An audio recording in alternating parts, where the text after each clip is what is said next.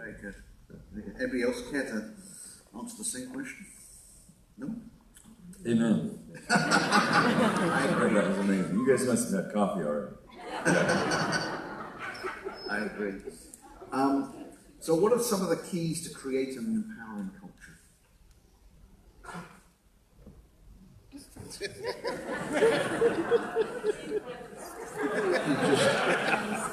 Empowering, it just means that you make other people besides yourself powerful.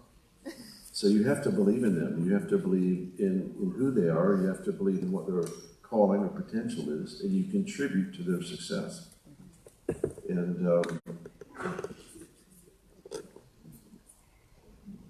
there has, it's the thing that Paul was addressing earlier on the succession versus success issue, is that you make other people powerful, but it doesn't mean they're no longer accountable. It's that you empower somebody, but then you don't leave them alone. You walk with them to make sure they succeed. And it's just a huge part of life to do it well.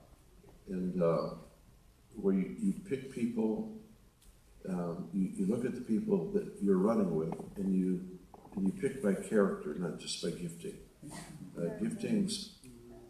Giftings are a dime a dozen. It's easy to find gifted people, but when you find people that have the heart you have a responsibility and a privilege to contribute to their success. And I think that's becoming more and more a determining value in kingdom leadership is finding people that you believe in and then empower them to make them successful.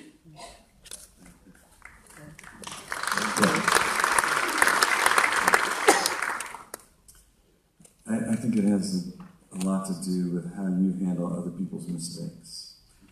When you're an empowering culture, you realize that people are going to make mistakes. I didn't hire you to be perfect, and if I did, that was my mistake.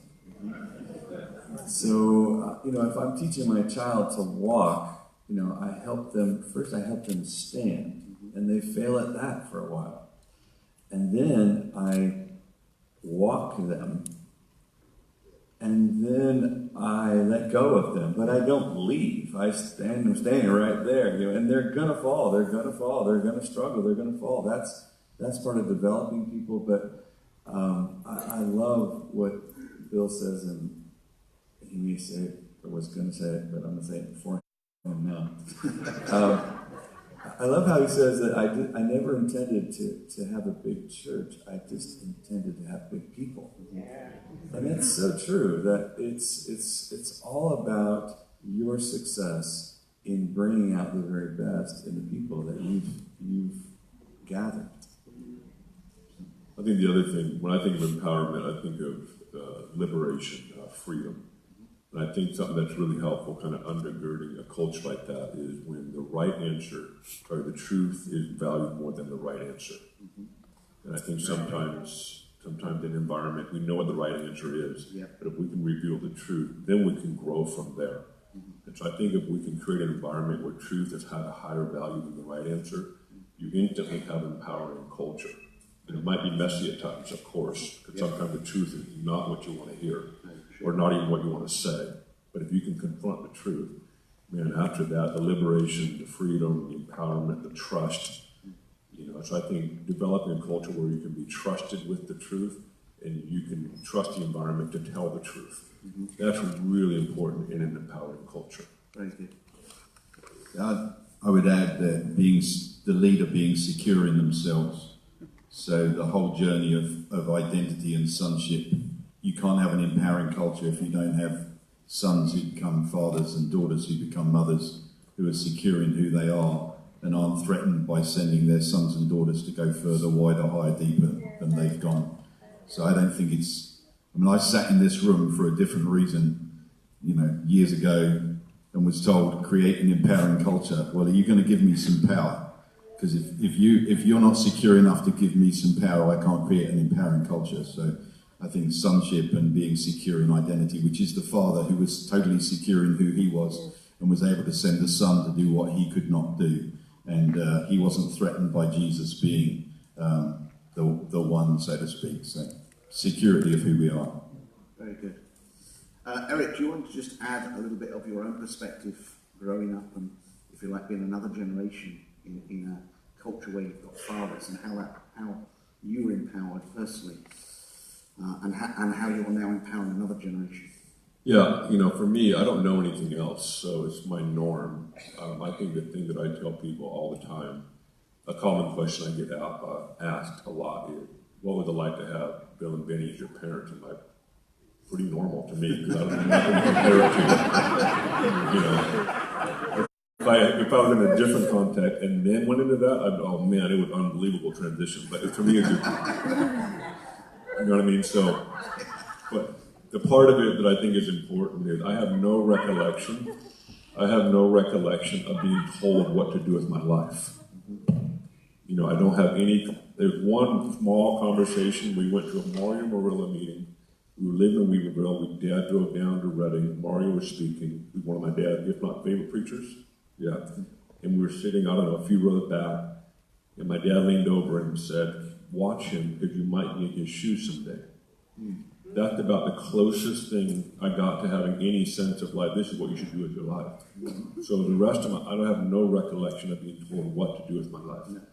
And so for me, that's obviously very empowering. It was very much about finding out who God's called me to be, what's in my heart, etc., etc.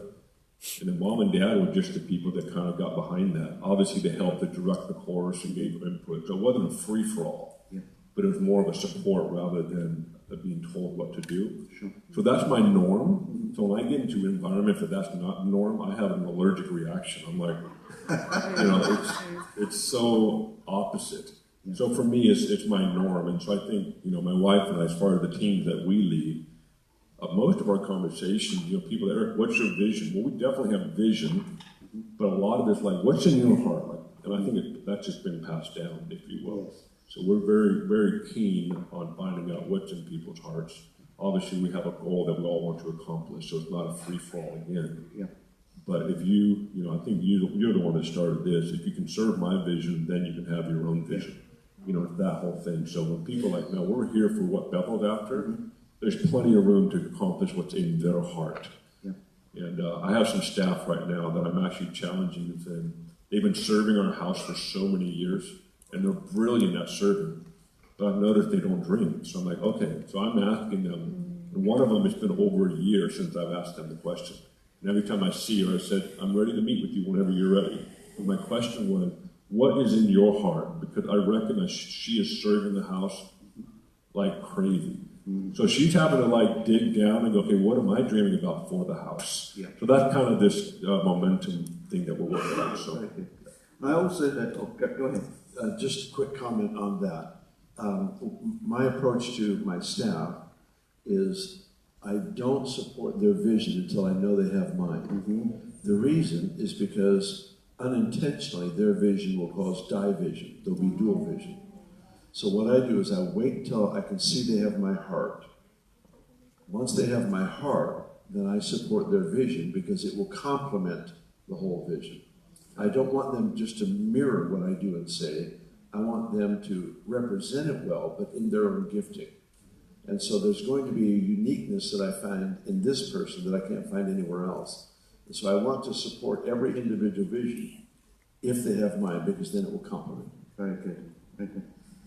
I was just going to refer back to Eric, because I heard you say in another setting that when you kind of basically took over the local church, you wanted to find out what the fathers that have pioneered before you, why they did certain things, so that any changes it made wasn't just change for change's sake, but it was like seeking to understand. So maybe you could just elaborate on that transition. yeah, I mean, John Maxwell made this, he summed it up. He said, before you move a fence, find out why it put there in the first place.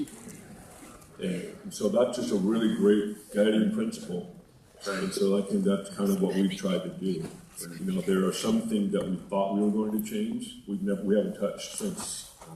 Oh, never mind. That's a really good fence. Let's leave that one there. And then there's other ones that are like, you know what, we can actually move this one because it's time to move it. So I think it's just a lot of learning, a lot of asking, a lot of, you know, I would say especially for the first 4 or 5 years, we've been in this role for over 7 years. So first 4 or 5, we're just getting deep into every trench in our environment. asking tons of questions. You know, somebody asked me, how many direct reports do you have? And I said, you don't want to know. Because it was a lot of people, but that wasn't going to be forever. That was just because we wanted to get as familiar as we can with the environment. And now we're not needing to oversee 30 direct reports. We can get, that we're moving forward in that. Sure. But the purpose of it was to, why are these fences here? Why in the world was this set up 20 years ago, or even before Mom and Dad? Like, why did Grandpa set this up? Mm-hmm. Just getting familiar. And then some fences we moved. We're like, oh yeah, we can move that one. And, as long as it's an improvement, if you're going to do the opposite, then you might as well leave the fence there. And so that's kind of our approach. Sure. Yeah. Danny, I know you did this yesterday in a smaller seminar, but would you just briefly just talk about those rings that you had, the core out to the welcome? I'll briefly talk about what I talked about for 3 hours yesterday. Yeah, but you've got like 3 minutes. All right. Sure. Okay.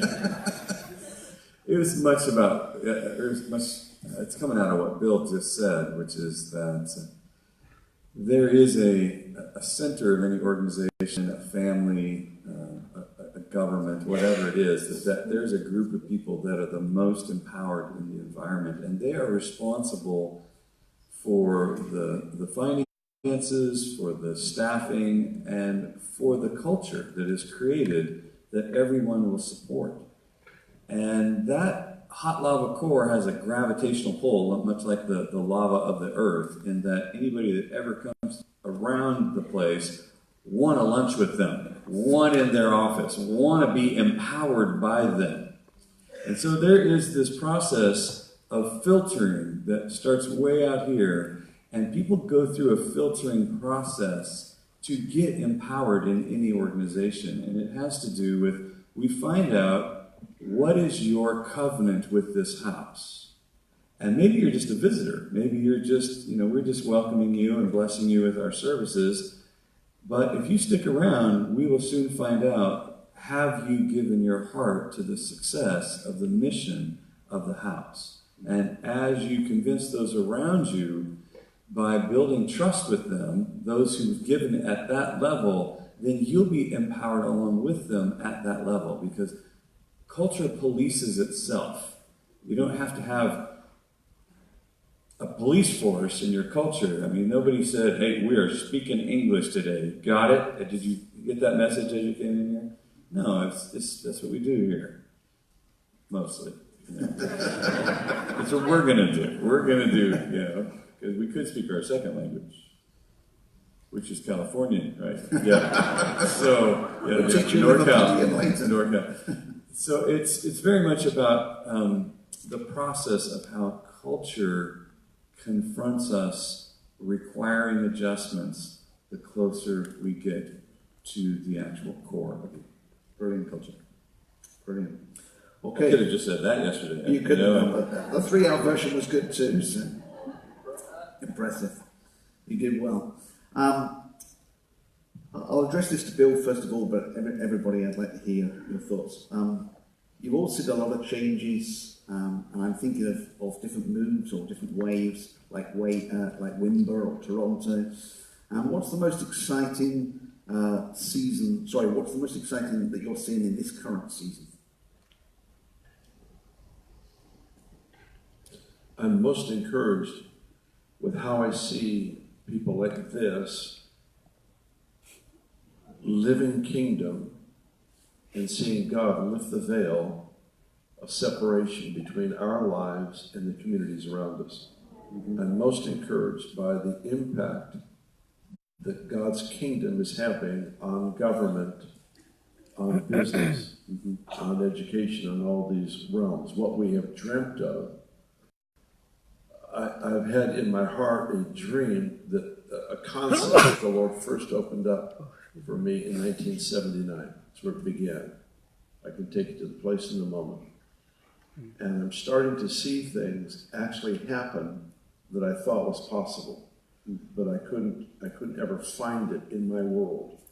And that is where the reality of God's world, His dominion, His presence, His values, His heart, is impacting us so deeply and profoundly that God is lifting the protection. It's going to sound strange, but not all church culture is kingdom culture, and he protects the world from it. Because it would ruin their business. It would ruin their city government. It would ruin the educational system. Because we can have a culture that works in our local church if you just have people with agreed values. It doesn't have to be kingdom. If we agree, it'll work. But he protects the world from that influence because it doesn't represent his world accurately enough. But when we experience true kingdom culture, he lifts the veil, and suddenly the kingdom of heaven is like leaven that begins to cause the entire lump of dough, which is our community, to rise under the influence of that leaven. And that's what encourages me the most, is I see it happening. Right. You know, when you have a dream for years and you talk about it, say that this is what's possible, this is what God's going to do, and then you start to actually see it happen. It's the most amazing thing. It's in miniature, it's embryonic in size, but it's alive. It's happening. Very good. Eric, what are you encouraged about in this season? Bob Jones had an encounter. Bobby Connors told us the story about Bob Jones. This happened in the 1970s. And for those of you that don't know Bob Jones, he passed away 4 years ago now? 3 or 4 years ago on Valentine's Day. International prophet, real dear friend of our house, and I'm sure of your houses. He had this encounter where him and Bobby Connors in the 1970s, I think were speaking at this event. And Bob Jones was the older one, and he was in his hotel room, and Bobby Connors wanted to check up on him to see if he was okay, just check up on him. So he went to his door, knocked on the door, and there was no answer. So he went ahead and opened the door, and Bob Jones is in the room looking out the window in the middle of a trance. He's in this encounter frozen. And Bobby Connors said, "Oh no," and so he shut the door. Before he shut the door, Bob Jones turned around, looked at him, and said, "I just met the strangest man I've ever met in my life." And he went on to describe Jesus. And he said he saw this man interacting with culture in society like he'd never seen before. One moment he's with the temple scholars, teaching them the kingdom and biblical truths. And the next moment he's hanging out with prostitutes, loving on them and doing what he did to them. And then the next moment he's feeding 5,000 people. And the next moment he's walking. He was seamless in how he interacted with culture and society. There was no box to Jesus. There was no, and so Bob Jones' response to that was, "This is a very strange man." And I just listened to a message recently. T.D. Jakes said, if Jesus was alive today, we would have to teach him church. Brilliant. He said it in a very cool voice, of course. So I think for me, to answer the question, I think, one of my favorite verses right now, the 1 Corinthians passage, Jesus is the wisdom and power of God. And I think what's happening and where we're going as a house, as a church, as a community of believers, is we're learning to walk in power and in wisdom, not just one or the other. In my experience, when we go all over the world and interact with leaders, there tend to be a lean toward the one or the other. And it's my personal life mission, as well as to encourage anybody, why don't we be both? Because Jesus actually walked in power and in wisdom. There were some moments it was all about power, and other moments it was pure wisdom. And so I wonder if we can develop a community of believers that walk in both power and wisdom. And I think if we can nail that, I think we're going to see dramatic change. We'll see reformation trends. We'll see tons of stuff. We might be very strange, like Jesus was, but ultimately that's really the goal. So I think power and wisdom is something that I'm really passionate about. Very good. Paul? A couple of things, I guess. One, in that Bethel is one of those waves.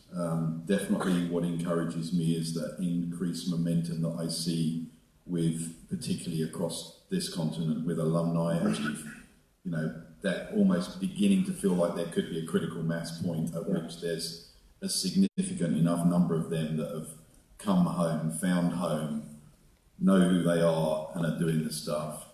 But I've been invited into a group of people in recent years that I am the least qualified to be invited into, and that is amongst the evangelists.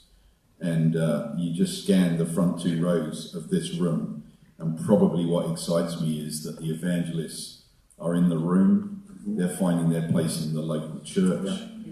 they're being loved, they're being valued. Yeah. And that, for me, would be the thing I just said to Bill. The funny thing's happening to me. I go to churches now across Europe, and I would say at least every other church, if not more than that, says to me, by the way, make sure you do an altar call at the end of the preach. That wasn't happening 5 years ago. That's true. That's exciting. Yeah. Dan, you got any thoughts? I'm naturally focused on families and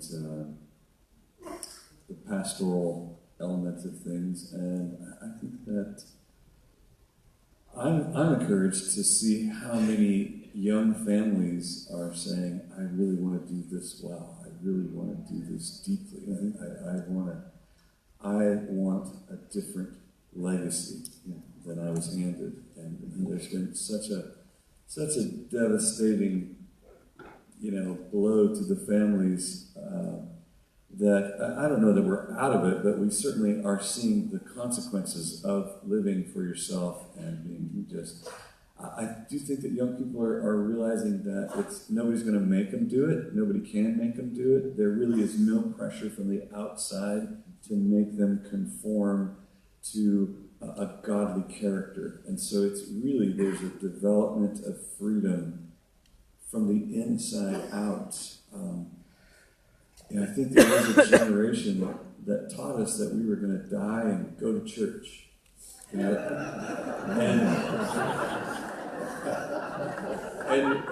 we're so not going to die and go to church. We're going to go.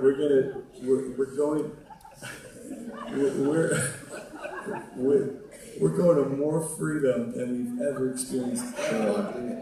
And so earth is not church practice. Yeah. Earth is freedom practice. And I think that our young people are learning that, it's true, you really can do whatever you want. So it just exposes what do you want. Yeah.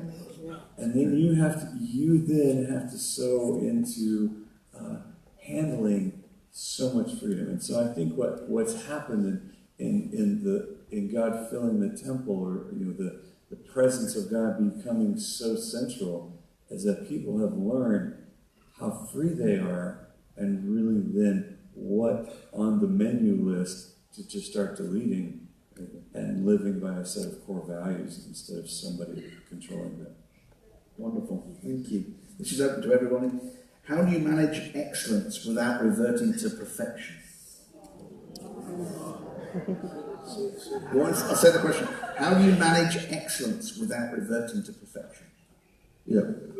One of our slogans, I saw in a book, Rick Joyner mentioned that perfectionism is religion. Now, religion in that context would be form without power. Mm-hmm. It's their routine without relationship. So perfectionism is religion. And if you follow that thought through, then I begin to realize then excellence is kingdom. So there's a distinct difference between the two. Perfectionism is things have to be perfect before you're satisfied, and they never are, so you're never satisfied. Excellence, the excellence in a painting of a 5-year-old is different than of a 35-year-old. What you require is different, because you're looking for people to put their heart and soul into something. There's a couple of commandments in Scripture that give us the heart of excellence. Whatever you do it as unto the Lord, number one, and number two, do it with all your might. Mm-hmm. And so excellence for one person is going to be different than excellence for another. So you have to value the gifting and the grace that is about each person, so that you have the ability to recognize excellence and you can celebrate. Perfectionism is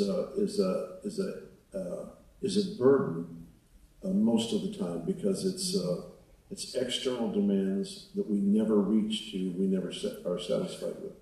But when we create an environment of excellence, people do their absolute best as unto the Lord, and hopefully next year I'll be able to do it better. Mm-hmm. And so if you live with that kind of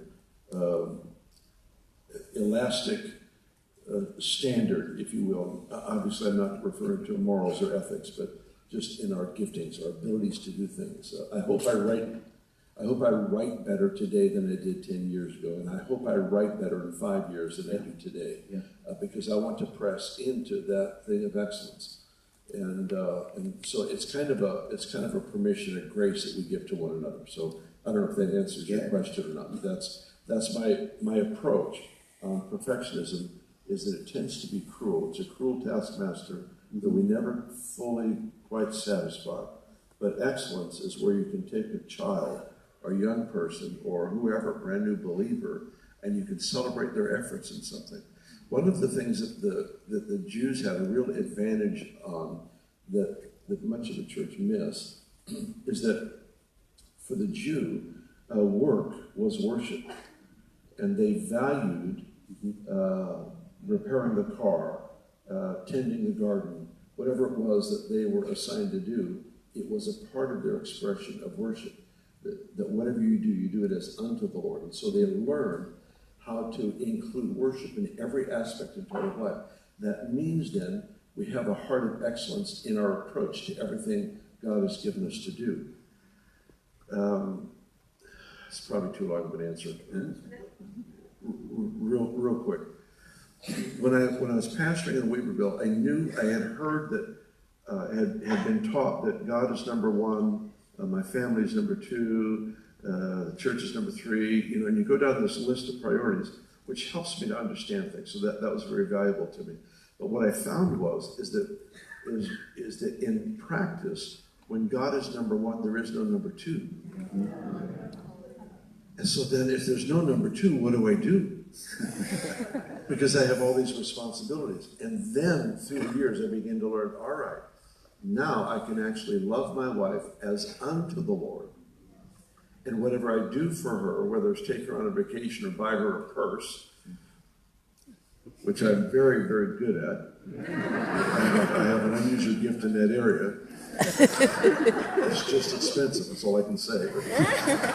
It just, honestly, it means that whatever you do, it's as unto the Lord. So now there's no separation between the Sunday morning where I stand before the Lord for extended periods of time in worship, or take my family on vacation, or take a nap.